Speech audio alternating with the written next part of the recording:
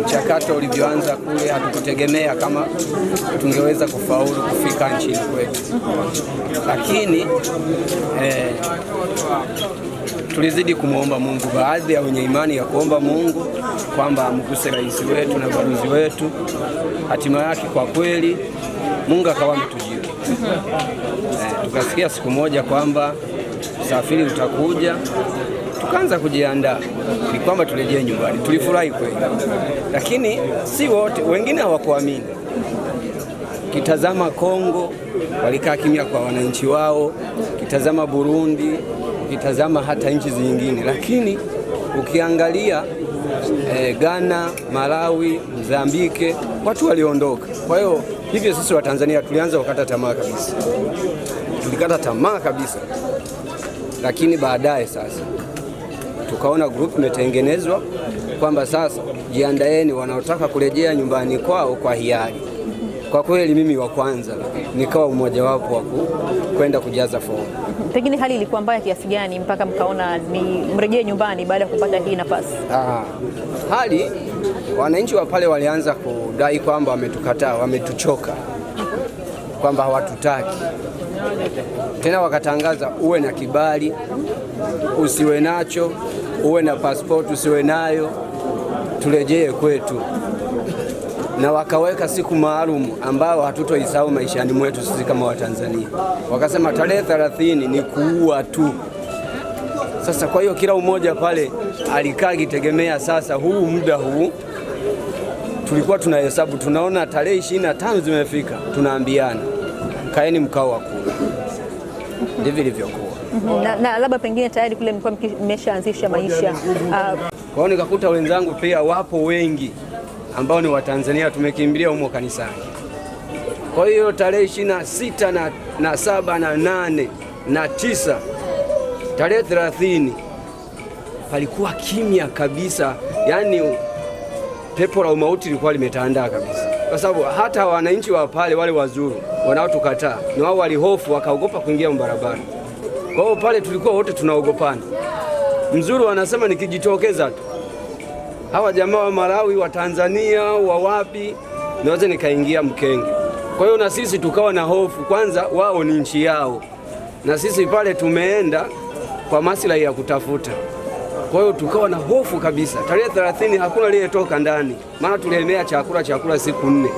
Kwa hiyo tulikaa muda wa siku 4 tumo ndani, hatoki mtu. Yaani hata mtoto akilia tunamwambia mwenyewe peleka chooni huko, usituletee bara. Kwa ndo maisha tuliyoishi pale. Kwa hiyo tulivyosikia fursa hii imepatikana, kwa kweli niseme kwamba aliyebaki, yani kila mtu na mapenzi yake tu anavyopendelea, lakini kwa mtu ambaye anajua kwamba kifo ni kibaya, kukatishwa maisha ni vibaya sana, kwa kweli kuwahi ni vizuri, ukaachana na ile nchi. Mmerejea nyumbani sasa, yapi ni mategemeo yenu sasa baada ya ninyi kurejea hapa nyumbani? Yeah. Na kwa kweli hata mimi kwenye grupu kwa nilikuwa na wahamasisha kwamba tumekaa South Africa, lakini tuwe tumejifunza kitu. Kwa mfano kama mimi nimepata fani ya kilimo cha kisasa. Kwa hiyo pale napoelekea Kigoma pale, kwa kweli nimeona vile vitu vidogo vidogo, mchicha, nyanya ntole, pilipili, kwamba mimi nikilima pilipili ni mwanaume, watu watanicheka. Pale ndio kuna hela. Kwa hiyo na mimi nitakwenda kujikita kwenye kilimo. Na jambo la pili niliona pale ni uvuvi. Kizingatia mimi ni mtaalamu wa uvuvi kabisa. Na kilichokuwa kimenipeleka kule nipate chombo cha kwangu, lakini haikuwa tena mategemeo, sababu nimewafanyia kazi wengi. Kuna kipindi niliwahi kuuza milioni 35 kwa siku moja. Kwa hiyo nakuja kupata milioni 1. Kwa hiyo nikahesabu nikipata cha kwangu nitawini. Kwa hiyo baada ya kwenda huko maisha, ila nimekuja na bahati nzuri kwa sababu nimefika salama. Kwa kweli na mimi nilishampigia simu hata mwenzangu kule kwamba jipange, hakuna kutembeza umachinga tena bafu kichwani ya dagaa. Tunajikita katika masuala ya kulima mboga vitu nini, tunaingia kwenye shamba, najitupa kwenye uvuvi. Mimi nilikuwa na mpango wa kurudi nyumbani kwa sababu ni muda mrefu watoto wangu hawajaona wa ndugu zangu. Na pasipoti yangu vile muda wake unakaribia kuisha.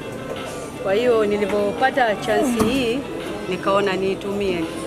Pengine hali ya maisha ikoje na sasa kile ambacho kinaendelea sasa hivi nchini Kusini dhidi ya wageni? Kiukweli wanatengeneza nchi yao. Kwa hiyo huu ni wito nchi zingine za Afrika wanabidi wafate jinsi South Africa wanachokifanya ni for the best of their country.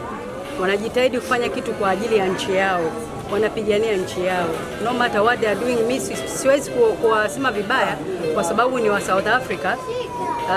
Ni nchi yao, wana haki ya kufanya chochote na serikali yao inawasikiliza wananchi. Mwananchi ana sheria South Africa, anasikilizwa. Askari anamsikiliza mwananchi, tofauti na nchini kwetu hapa. Askari akishaongea ameongea, mwananchi huna say. Kwa hiyo inabidi tuangalie. Pengine mpango wako unarudi South Africa tena ama? Mimi naishi South Africa. Hapa nimekuja kimatembezi tu.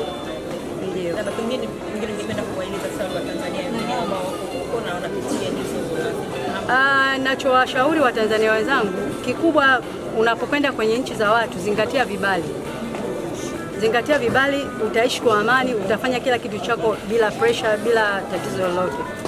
Kwa hiyo hii yote imetupelekea kwa sababu kutokufuata sheria. Na pengine waliorejea nyumbani sasa moja kwa moja kuja kuanzisha maisha kuendelea na maisha kingine. Waliorudi nyumbani, serikali inabidi iwaangalie, wameondoka for reason. Tanzania mishuru mmezidi. Tanzania mishuru inaumiza. Tanzania maisha ni magumu sana.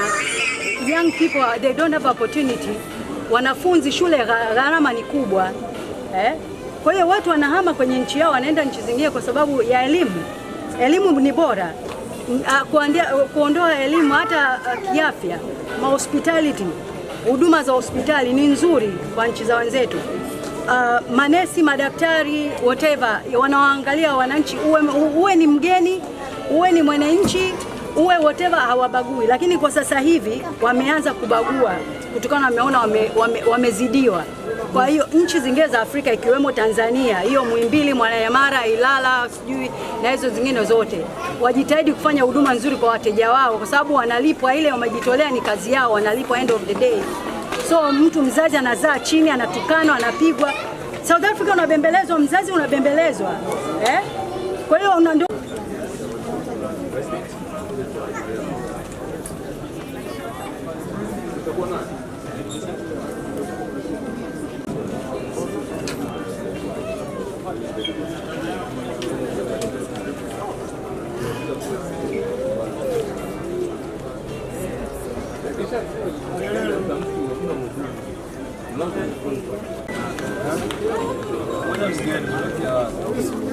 Thank you.